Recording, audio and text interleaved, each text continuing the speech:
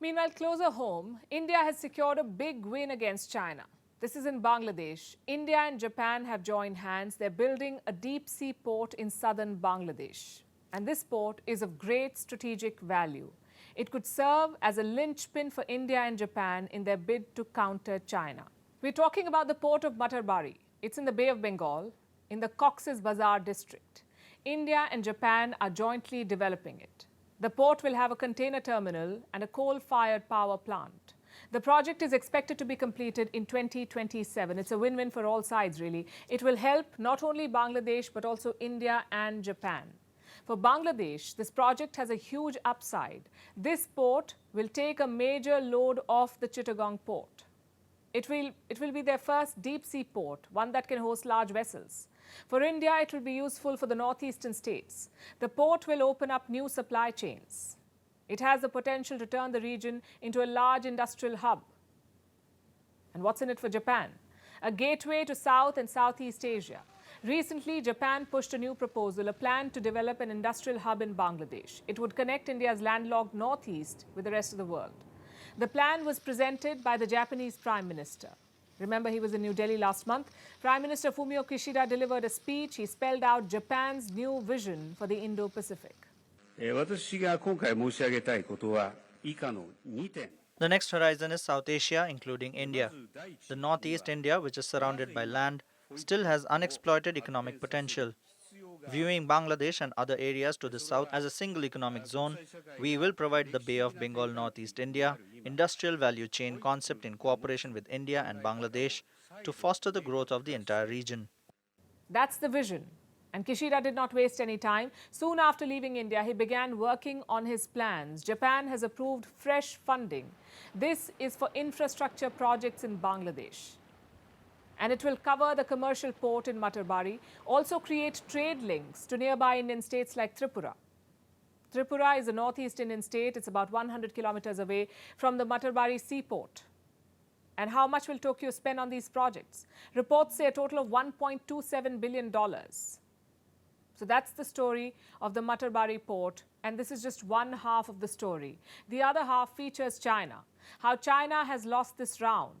Beijing had its own plans for a deep-sea port in Bangladesh. It wasn't in Matarbari. China wanted to develop a port in an area called Sonadia. It's close to Matarbari, so it would have had the same strategic value. As of 2014, China was on track to win that contract.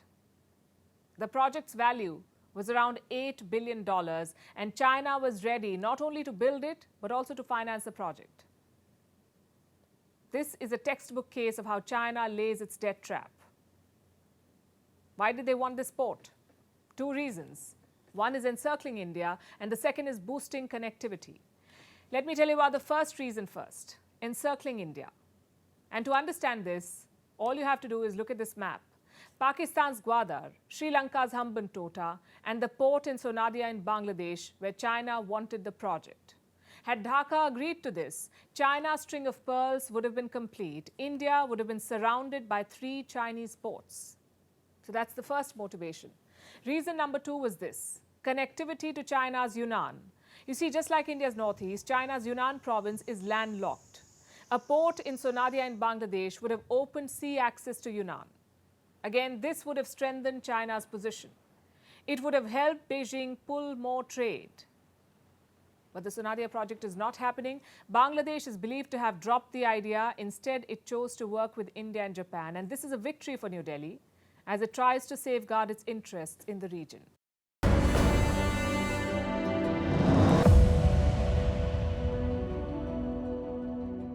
The BBC is back in the news, and once again for the wrong reasons.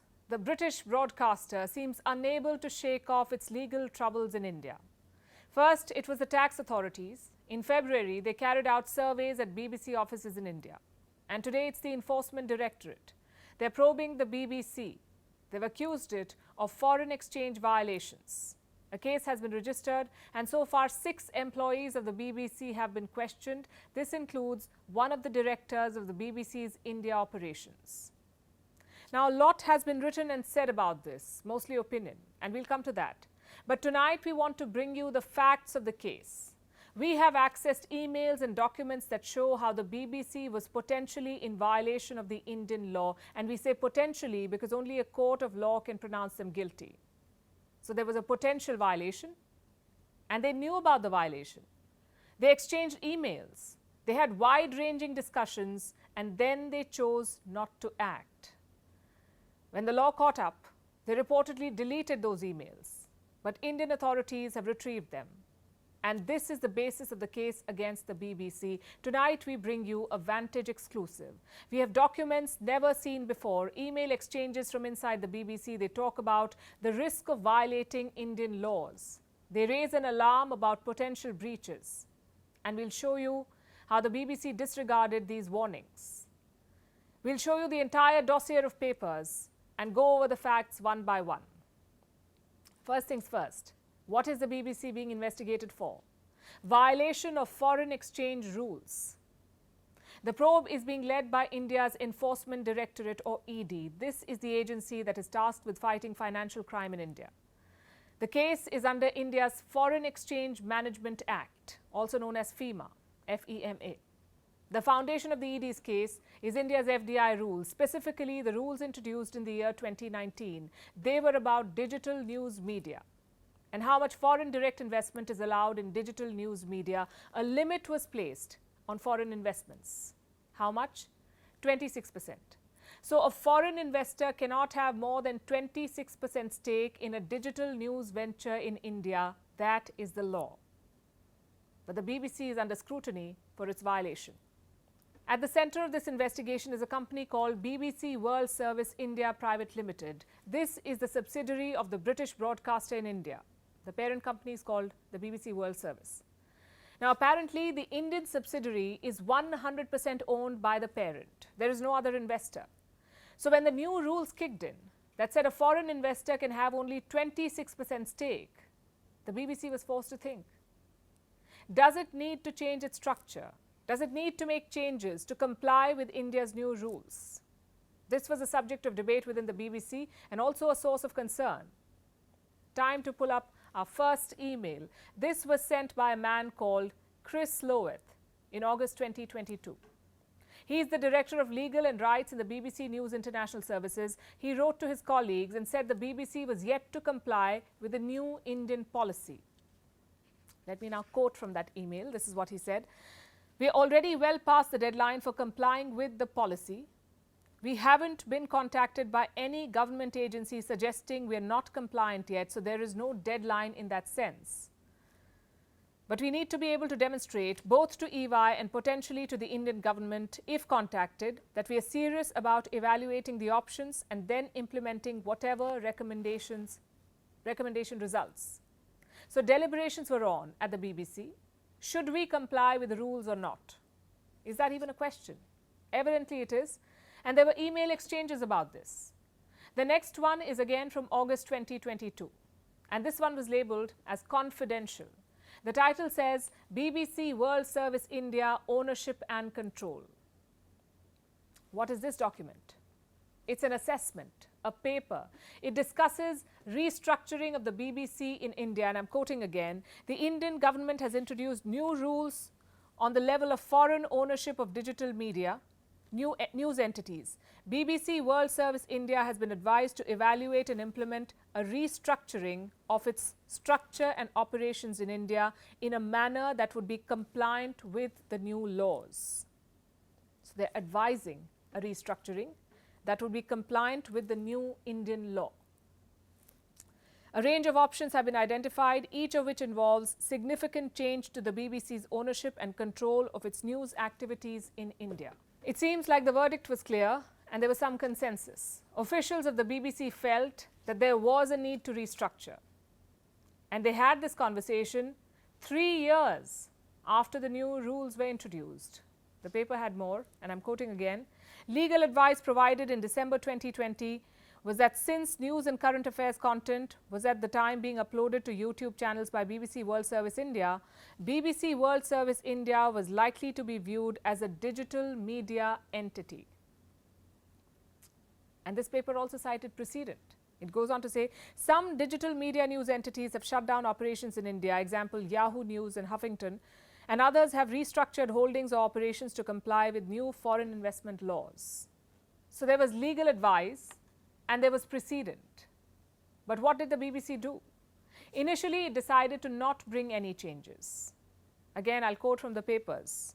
Given some uncertainty over whether the policy was intended to apply to publishers such as the BBC, a wait-and-see policy was adopted to see whether and how other news publishers responded to the rule. So the BBC decided to wait and watch. They decided to not act. They weren't sure if the Indian law applied to them. And instead of checking this further, they decided to roll the dice. Did they assume they could operate in India without following the Indian law? When they faced scrutiny, they reportedly tried to delete the emails. Sources say these email exchanges have been retrieved by Indian agencies. And when caught red-handed, they began pleading ignorance.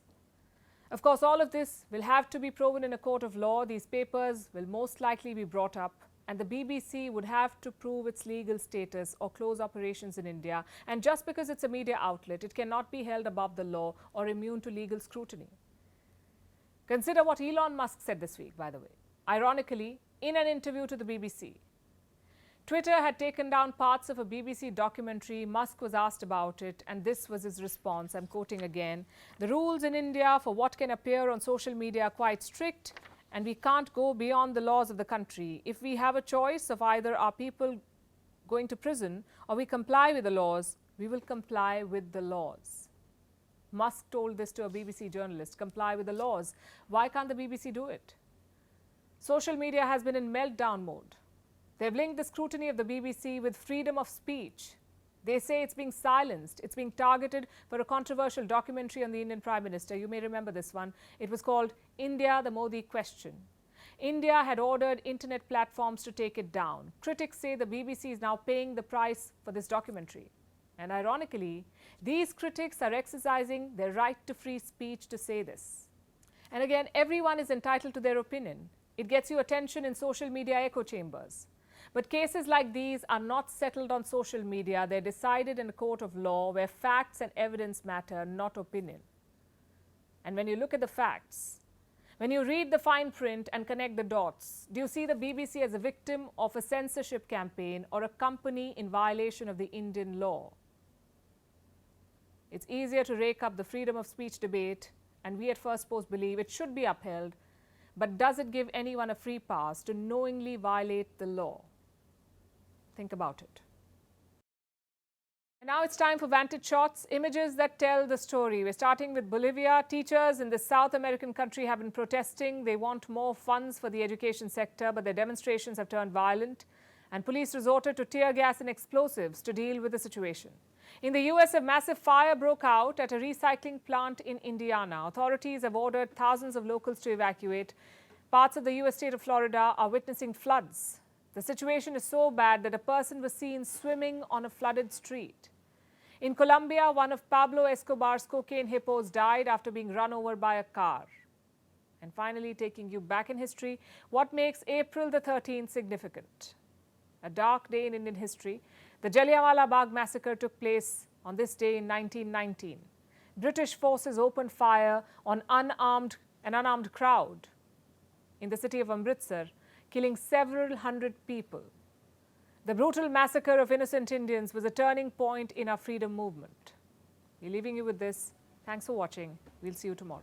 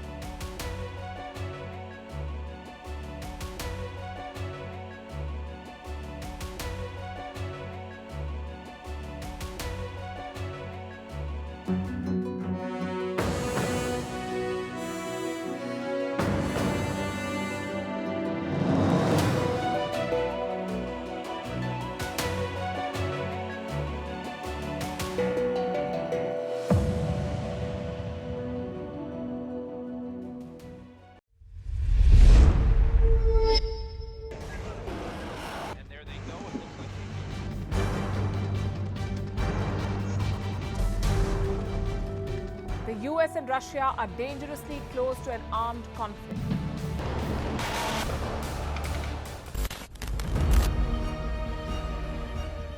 This year, 2023, New Delhi will be the capital of global diplomacy. For a country as diverse as ours, with 88% of the population illiterate, it was a very big deal to write a constitution, and that too, the world's largest. Meanwhile, if we may, here's a Republic Day gift from India for the BBC.